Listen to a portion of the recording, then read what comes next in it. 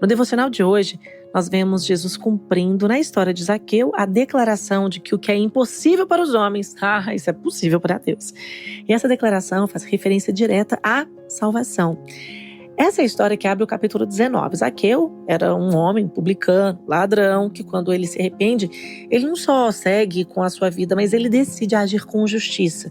Então ele se torna um pacificador e passa a demonstrar a todos a transformação que ele viveu, porque aquele homem que não era um exemplo decide se tornar o quê? Um homem justo. Um homem justo não é só aquele que deixa de fazer injustiça, mas é aquele que causa de maneira ativa a justiça.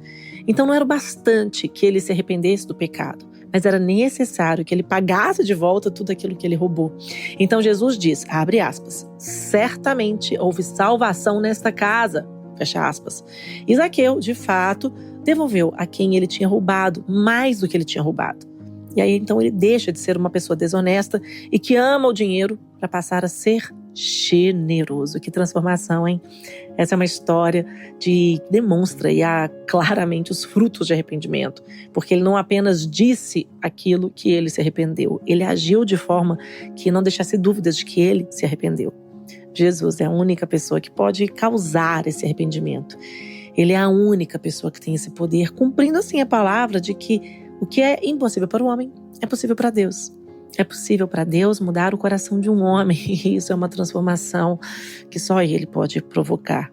O que então nos faz refletir. Quais frutos de arrependimento nós estamos gerando? É nítido em nossas ações que fomos encontrados por Jesus? Ele mudou a rota das nossas vidas? Arrependimento genuíno significa mudança de rota, e não apenas aquele remorso de que, ai meu Deus, eu não devia ter feito aquilo. Mas na primeira oportunidade vai lá e repete exatamente aquilo que jurou nunca mais fazer. Em seguida nós vemos a parábola do servo fiel e do servo infiel. Algo que salta nessa parábola é a ideia de que Jesus, sendo Deus justo, vai punir sim aquele servo que sabe a vontade do seu Senhor e não a pratica.